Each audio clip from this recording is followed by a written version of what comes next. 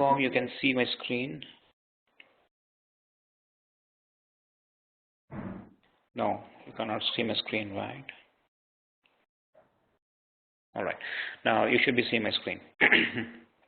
Now, whatever I will be doing here, what I'll do is I'll be sharing the notes. Okay, this notes is something which is each of you would have got a link from Evernote. So as we are talking or as we are updating here, everything I'll update in the Evernote and you should have an access to it. Okay, so today's session, what we are doing today's session, everything I will upload here, and we should be able to, you should be able to see it right away as I'm doing this session. Okay, so please confirm if you guys can see. I think you need to set up an account for Evernote, and once you have an Evernote account set up, it's all the more easier. So the moment I save here, it will be displayed to you guys. So today is 8/16/2016. So we are doing session class 2.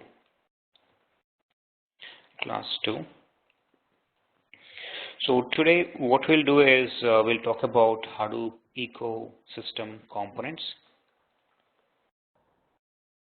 Okay, and this will be our agenda for today's session. Ecosystem components, and along with this we'll also talk about we'll also try to understand the prerequisites for a Hadoop cluster setup. All right, so this is what our agenda is for today. Now, a quick recap from yesterday's session. So who can tell me, like, what is all that we had talked about yesterday? We talked about a lot of stuff yesterday. So can one of you, I can unmute you guys, or you can unmute yourself, and can one of you take the lead and tell us about what all, in summary, maybe in about in about 1 minute or in about 5 lines, what all we had talked about yesterday? Who wants to go first?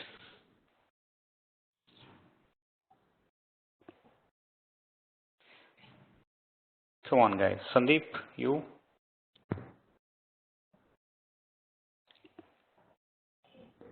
I can tell, but I think I lost around 1 hour, so I can tell about the rest of it. That's fine. That's fine. No worries. So whatever you, you think is you can remember, you can tell us. Yep.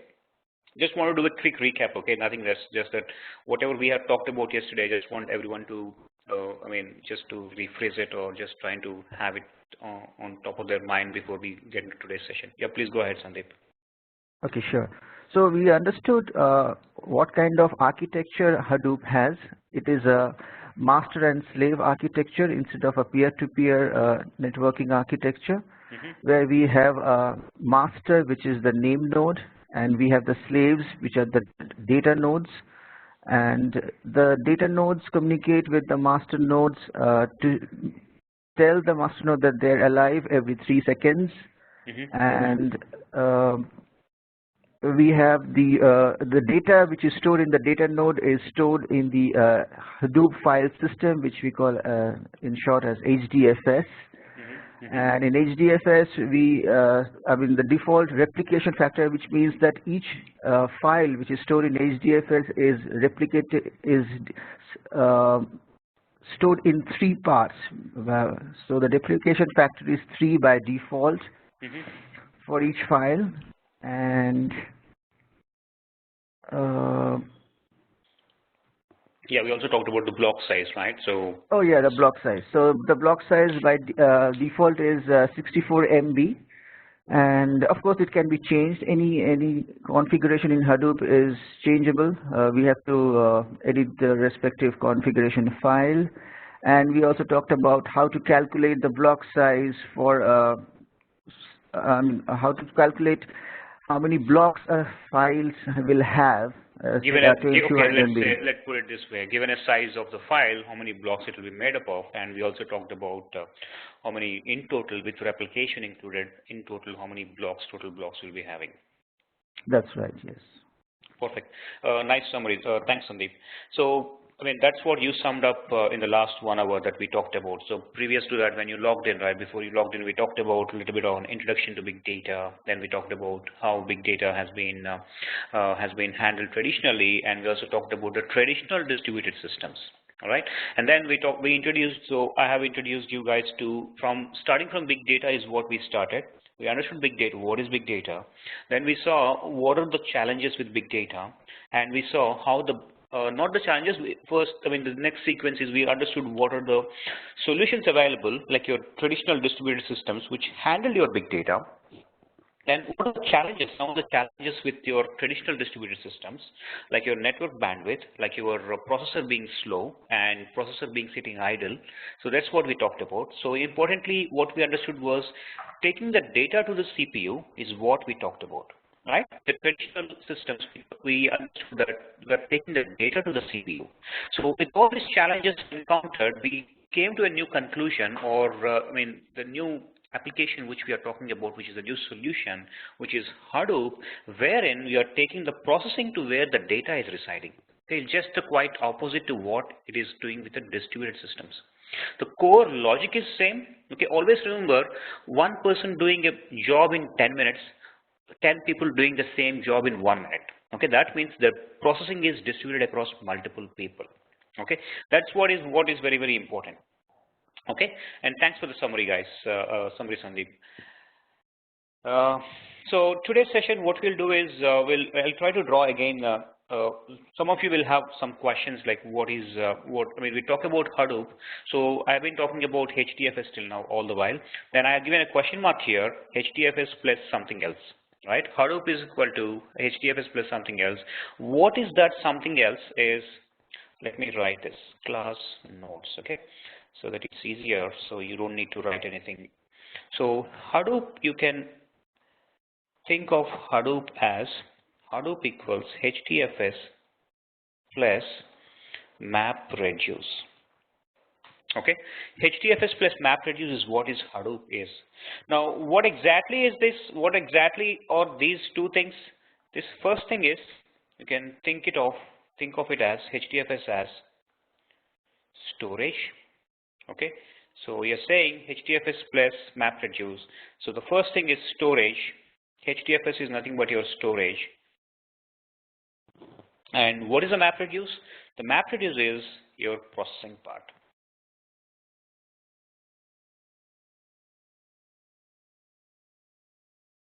Okay, so your HDFS and MapReduce together, you have Hadoop. Now, yesterday's session, our initial session has been primarily on understanding what is our storage is, and I think pretty much you have a clear hang of how the data is getting stored. What is HDFS? It is called HDFS because it's a distributed file system. Distributed file system because the file system is made up of individual disks from multiple servers, okay, and together you are building up one layer of file system, which you are calling as, we are naming it as a Hadoop distributed file system. And your Hadoop distributed file system is primarily the storage layer, right? That's where the storage happens. Now, once you store the data, okay, what do you do with the data? Now, that brings us to the use cases. Okay, that brings us to the use cases. What are the use cases? Why big data is so much popular, right? What are the use cases? One is, let's talk about election opinion polls, election opinion polls and exit polls, right? This is one of the best example I would think of when you talk about big data. In what purpose you are using, how people are using the big data technology to solve some of the challenges.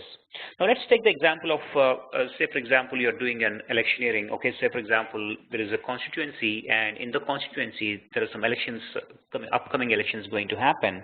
And what will happen during that election time, or before, till the date of election, you will get some opinion polls, right? I mean, you'll get an exit poll saying that so many, I mean, this party, I think we talked about this yesterday also, but we're trying to repeat the same thing.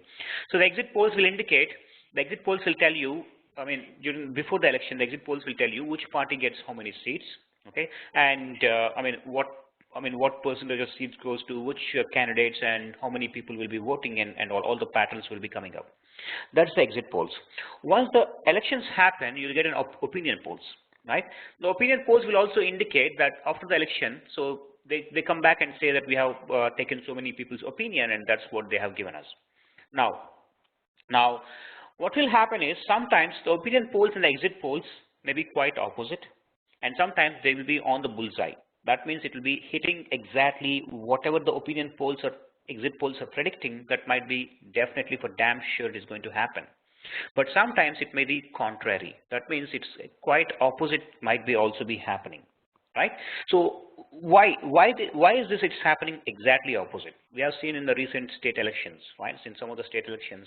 So I mean, some like CNN, IBN, there were a lot of rating agencies, and one news agency has predicted that a party A will get so many seats, party B will get so many seats, and party C will get so many seats. But what happened at the end? It all turned turtle. I mean, it did not came out as expected as per the opinion polls. Now, why is this happening? Why is this happening is because let's take a constituency that has got 1 million people in the constituency. Now, when you go for opinion polls, what will happen? These agencies will not talk to all the 1 million people. They will only be randomly picking up some people and say they will be talking to only 100,000 people. Okay, they'll talk only to 100,000 people, and those 100,000 people's data or their opinion is they show it as complete influential of the complete opinion of the entire constituency. You have missed 900,000 people out of 1 million people. Out of 1 million people, you talked to only 100,000 people, and you're saying that okay, this is the opinion. So that's the major challenge there. So because these 1 million, these 100,000 people have been picked up randomly, it may be possible that all these people may be voting in majority to a single party, but the people out of the 900,000 people may be voting for a different party, right? So there are mismatches there. So the main problem here is they're not taking the entire data set. Okay, now try to visualize this. Okay, try to compare here. Now try to see this. When the exit polls or opinion polls happen, these guys are not talking to the entire constituency. They are limiting it. They are only taking a subset of the people, and this subset of people opinion is enforced on the entire constituency. So that is the reason that it may be possible that the opinion poll may be correct, it may be accurate, but it is also possible that, and we have seen this in real time, that opinion poll has gone completely contrary to what the actual result is, right? Now, coming back to the challenges, why people only talk about when there are 1 million people, when there is 1 million people in the constituency, why is that they talk only to 100,000 people? The primary challenges is, the first challenge is, when you collect data, if you have to talk to 100,000 people, the amount of data space required is less. If you want to talk to, I mean, the storage, right? You take their opinions, you need to collate that, you need to update, you need to store it somewhere, right? The amount of space required is less. Now, if you include the entire constituency, if you include the entire 1 million people data, then you require a big storage space, right? You need to have, because the data set is huge, you need to have a bigger storage space. So what companies will do to limit the storage space, okay, because storage is expensive, traditionally your storage has been very, very expensive, right? So to limit that storage, what they will do, they'll randomly pick up a few people. Let's say they're taking only 50% of the people's opinion. Now the 50% of the people's opinion is being enforced on the entire 1 million people. So that's one of the primary challenge. The first thing is the storage, because they want to reduce on the storage space. Okay, perfect. Now consider that they somehow implement, I mean, they somehow invested and they bought the entire storage, and they have invested and talked to all the people. The second thing is how soon you can process the data, right? How fast you can process the data. So the more the amount of data, the slower the processing will be. So what they will do, they will limit the amount of data so that the processing will be faster. And why this processing should be faster?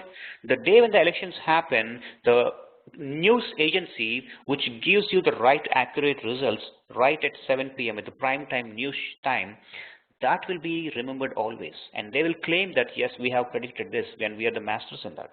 So what they will do, they will try to reduce the data set so that the processing can be very faster, right? So that's why and to reduce the and to increase the processing, I mean to process the small amount of data, it will be faster. If you have huge amount of data, the processing will be very slow, and they will not be getting the accurate results by the time when the news has to come out. So they limit it, and that's the entire reason why these opinion polls may go correct or may not be correct. Now this is a major challenge with the traditional systems, right? So what they came up with is, they have decided that instead of investing in high-end servers, okay, we'll go with commodity hardware. Okay, the commodity hardware is what? The commodity hardware are the slave nodes, right? Your slave nodes, which we are talking about here, the slave nodes are cheaper hardware, and you can add in as many possibility as possible. So your data set is small data set right now, so you can increase it, right? So what will happen, let's say this is a 1, 2, 3, 4 terabyte cluster. Now if all the 4 terabyte cluster is filled up, what you do is simply procure one more hardware and add it into the cluster. So you're building up a bigger cluster, right? You build up a bigger cluster. So that's the advantage of here. That's the advantage of having or going with a commodity hardware, and that's the advantage of implementing a Hadoop as a solution. So that's one of the use cases, best use cases we can talk about. Then there is retail customers. One of the other use cases is retails. Okay, online retail or retail stores. Retail stores, one of the majorly talked about in big data world is Sears. Okay, so Sears is one of the major retail store in US, which has got huge network and more number of stores across the multiple locations. Now what these guys did was, the Sears guys, what they have done is they try to identify the point of sales terminal transactions. Okay, so as the transactions are happening, okay, the company is doing good, the business is flourishing very good. Now how do we increase the revenues? Let's take the example of one person comes in. Okay, a person comes in on a monthly basis and purchases some product. Okay, let's say a beauty product. A person comes on a monthly basis and purchases a beauty product every month. So the beauty product gets come over by end of the month. So this person comes again in the first of the month and then picks up the same product and goes. So yes, this customer is coming daily. I mean, this customer is coming regularly, month-on-month basis. So I mean, the company is doing good. Now, what will the companies have to do? The companies have to think in out of the box and look at solutions on how to increase. Okay, this customer is coming. How much more can we extract from this customer? Or let's say, let's not put it that way. What they're thinking is, how can we make people spend more on, or how can we provide value for the money? Okay, so see, the end user will we as an end users will think that we need to look for value for money. So as a company, what they will think that, yes, the customers are looking for value for money. How can we provide that value? So what they will do is, they will collect the last 6 months data. Okay, they will collect the last 6 months data. Let's say it's about 5 GB of data. They will collect the last 1 year data. Maybe it's about 15 GB of data. They will collect the last 2 years data. Maybe it's about let's say it's about 50 GB of data. And if they collect the last 5 years data, it could come to about let's say 1 terabyte of data. Okay, 1 terabyte of data is there. Now once you have the data collected, they will do the analysis on top of it. They will run the analytics. So the analytics piece is what? The analytics piece is who is coming, okay, who is coming and what product is being purchased. How many products are being sold, how many products are being purchased or sold on the store. And what is the, on a month-on-month basis, they will also look at the pattern. So on a pattern-wise, okay, or they will see the season, okay, when the holidays, during the winter, during summer, what are the components that are being sold heavily, and how can we increase the revenues out of it, right? So using that as a pattern, as a bottom line, they will come up with some campaigns. Now the campaign will say, okay, you are purchasing this product. Along with this product, if you purchase something else, you will get a benefit. okay, you will get a discount, or you will see, I mean, you have you can, I mean, you can get additional points, right? So when people see that there's more value in going to the store, they will definitely go for the trap. I mean, I would not say it's a trap, it's just that their campaign. So they will definitely, I mean, ready to spend more. So what the company do? The company has increased the revenue.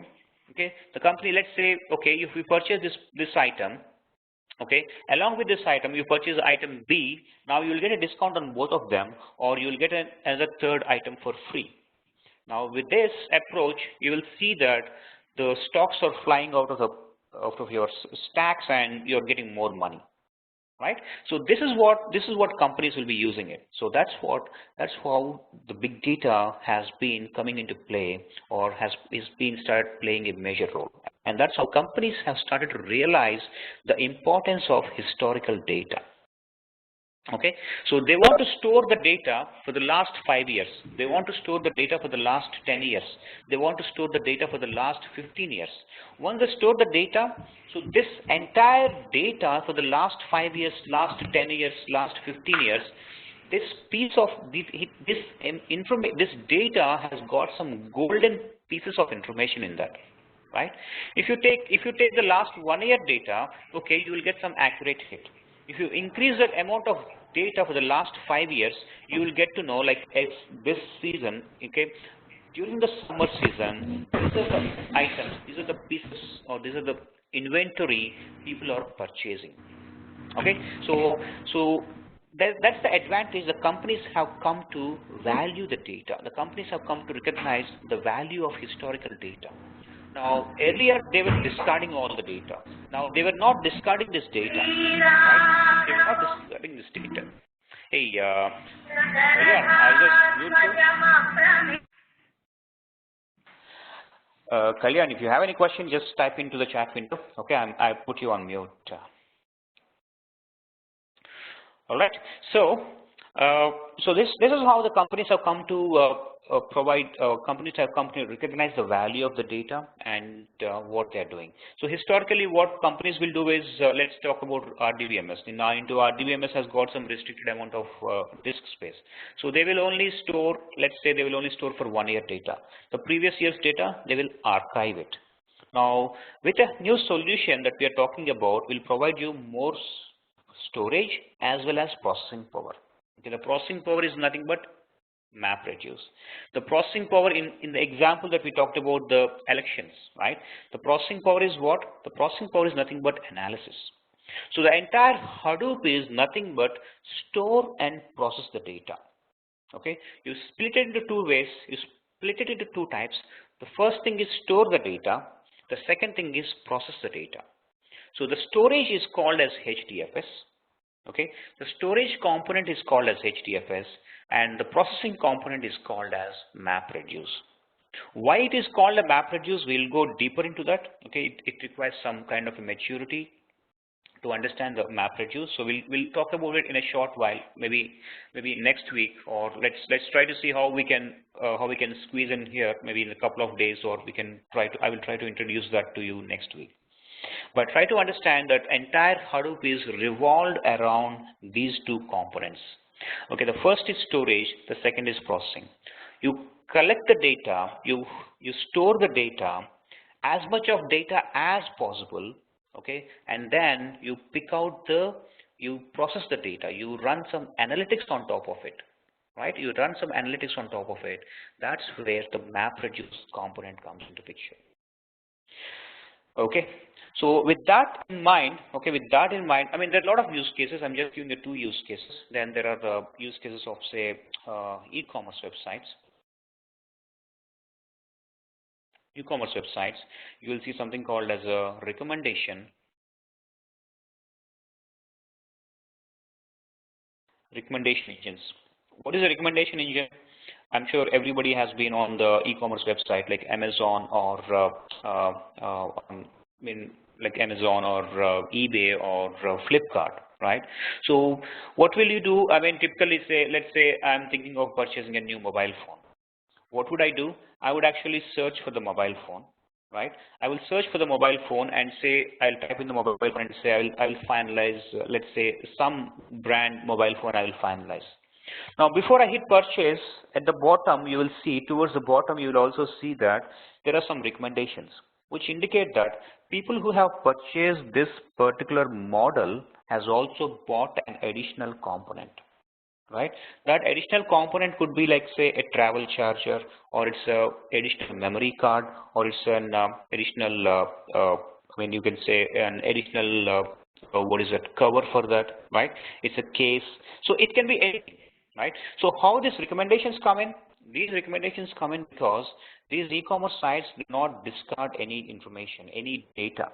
They will hold all the data, and when you run this, when you try to do a search, they will do the processing and try to give you the best recommendation. Okay, and these recommendation engines are written in a language called Mahout. Mahout is a language, okay, which is a high-level language on which the recommendation engines are run. It's a machine learning language. Okay, you'll hear. I mean, you might certainly heard of machine learning language. So Mahout is one of the machine learning languages, or you would say Mahout implements your machine learning language. Okay, that's how recommendation engine happens. And there are lots of use cases, guys. There's lots and lots of use cases, especially on the banking side. Okay, banking, financial side, you'll see like credit history, right? Credit history, or in India you call it as a CIBIL, right? Credit Information Bureau. I think it's named as a credit rating agency. So whenever you apply for a loan, what will happen? These companies will go to the credit rating agency and try to see what your history is. Right, so there are not. I mean, it's you got millions of people. There are millions of accounts, and these millions of people may have multiple accounts across multiple banks. Now that amount of information is huge amount of information, right? So how does whenever you apply for a loan, or whenever you apply for a credit card, or you apply for mortgage, anything, what will happen? The banks will actually look at your credit history. So the credit history is all maintained by whom? Is all maintained by a central agency, right? A credit report comes in, right? So you have like Experian, or you have in CIBIL in India. So there are multiple agencies which does this. So what do these guys do? They collect all the information and then run the analytics on top of it. They will tell you what are your spending habits, how you are spending, and all the information will be provided to you. So lots and lots of use cases are there. So these are just some of the use cases which I'm telling you, so that you can readily compare this, or you will see on a day-to-day basis, on a daily basis, right? You will encounter these on a daily basis. These are almost all the use cases where Hadoop is used. Not to miss out your social media, right? YouTube, your Facebook, LinkedIn, Twitter. So almost all these are using Hadoop as a backend. So they made the Hadoop as a base, and on top of it they are running. So with that said, let's move on. And so guys, any questions till now?